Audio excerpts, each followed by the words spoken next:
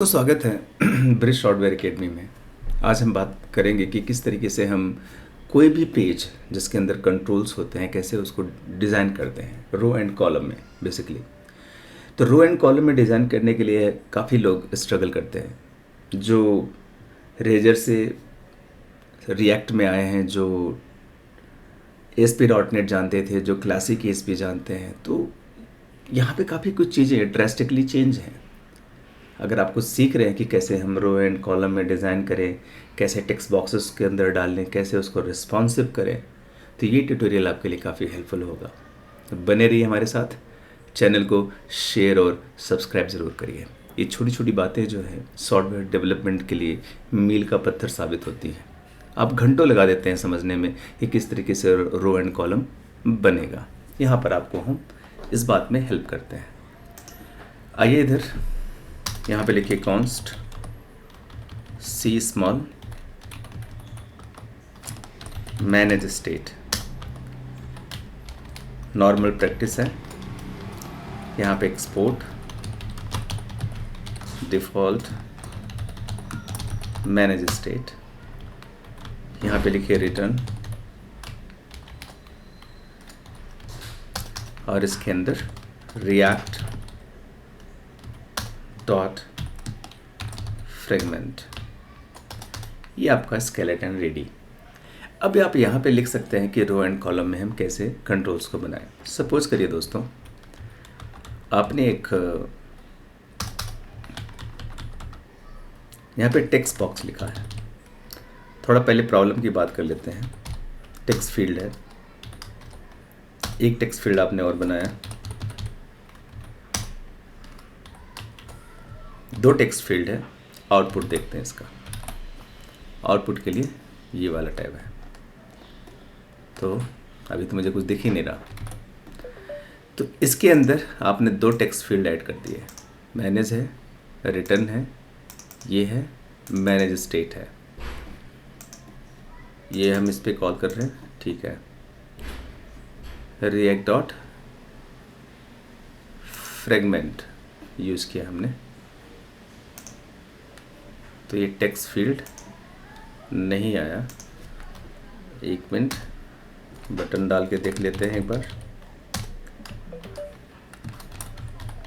Submit, check करते हैं।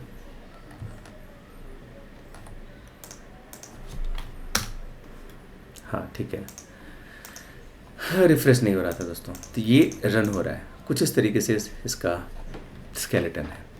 आप चाहते हैं कि यहाँ पे थोड़ा बढ़िया डिज़ाइन आए और ये प्रॉपर जो रिस्पॉन्सिव करें तो रिस्पॉन्सिव हो, ऐसा कुछ आप चाहते हैं। तो कैसे करेंगे?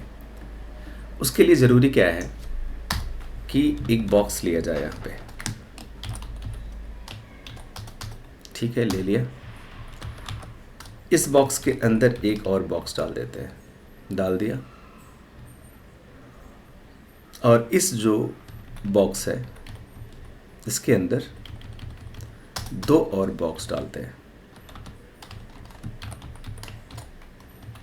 ये बॉक्स जो है मटेरियल का एक कंट्रोल है। ये हो गया। यहाँ पे लिख दिया ब्रिश, यहाँ पे लिख दिया मिश्रा। देखते हैं क्या हुआ। ऐसे लिखा हुआ आ गया ब्रिश एंड मिश्रा। और चेंजेस के लिए यहाँ पे लिख दीजिए SX। ये SX स्टाइल से रिलेटेड है। बॉर्डर, बॉर्डर क्या है? 1 है। ठीक है, एक बॉर्डर भी बन के आपके पास आ गया जिसकी हमें ज़रूरत फ़िलहाल नहीं है, फिर भी हमने लिख लिया है। और यहाँ पे विड्थ लिख दीजिए, विड्थ 1 है। एक बार एग्जीक्यूट करके आपको मैं दिखाने का प्रयास कर रहा हूँ कि कैसे कैसे ये चेंज हो रहा है। दोस्तों, ये तो आपका एक स्केलेटन है। अब मैं इसको रो एंड कॉलम में कैसे कन्वर्ट करेंगे उसकी बात करते हैं। बॉर्डर को मैंने हटा दिया यहाँ से। बॉक्स में सबसे पहले लिखिए डिस्प्ले। डिस्प्ले क्या? डिस्प्ले ग्रिड डाल दीजिए यहाँ पे।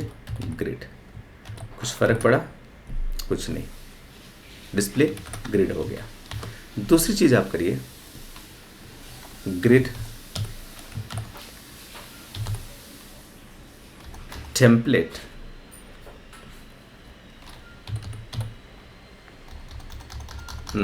इसके बाहर grid template rows and columns, यहाँ पे हमने कॉलम्स ले लिया। इस कॉलम के अंदर आप क्या करेंगे, यहाँ पे लिखिए रिपीट। रिपीट के बाद यहाँ पे क्या करना है 12 और यहाँ पे 1 FR।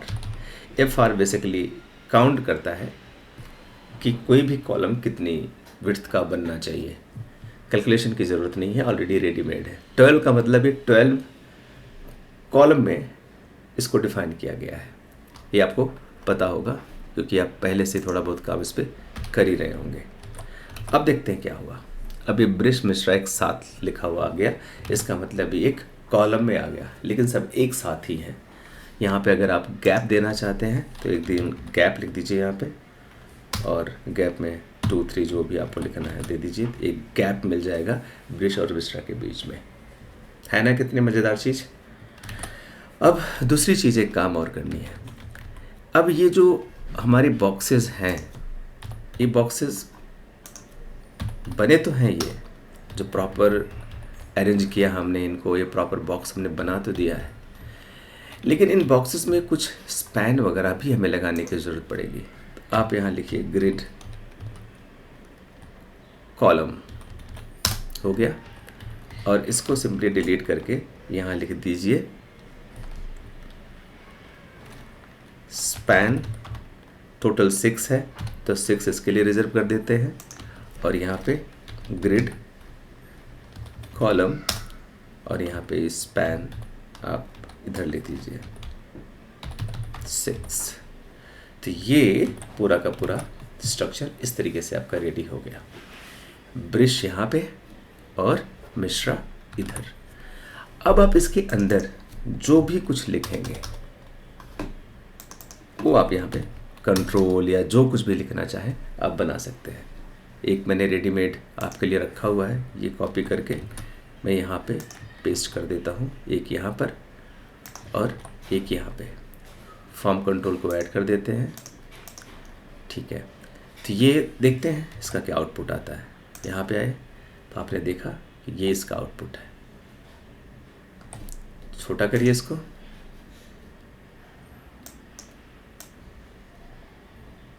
ये साइज इसकी 100। उसके बाद आप इसको जैसा चाहें वैसा कर सकते हैं। ये आपका रिस्पॉन्सिव है। बड़ा करेंगे तो ऐसा हो जाएगा। इनके बीच की दूरियां कुछ कम करनी है तो उसके लिए भी आप कुछ काम कर सकते हैं। शायद 1 FR से हो जाए, ये शायद है दोस्तों, देखते हैं। हाँ, इसकी दूरियां थोड़ी सी कम हो गई। तो ये है आपके डिज़ाइन का तरीका। जब भी आप कुछ कंट्रोल बनाएं और उसको अलग अलग रो, अलग अलग कॉलम में रखना चाहें तो आप ऐसे रख सकते हैं। गैप को कम कर सकते हैं, 1 कर दें तो कुछ गैप कम हो जाएगा। बढ़ाना चाहें तो बढ़ा दें, एक 1 FR करके और देख लें। तो आपकी ये प्रैक्टिस का चीज़ है कि आप कितने हैं। अब इसके अंदर 12 है टोटल, मैंने ये 3 बार 1 FR डाल रखा है। एक बार और डाल लें, इससे कोई फ़र्क नहीं पड़ेगा, लेकिन इस बार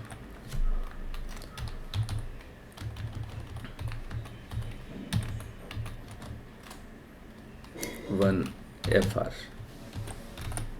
ये और नज़दीक हो गया। दोस्तों, इस तरीके से मैंने आपको समझाने का प्रयास किया कि किस तरीके से आप इसको कर सकते हैं, कैसे आप रो एंड कॉलम में चीज़ों को सेट कर सकते हैं। मिलते हैं अगले वीडियो में, तब तक के लिए नमस्कार। हाँ, अरे चैनल को शेयर और सब्सक्राइब ज़रूर कर लीजिए। Thank you.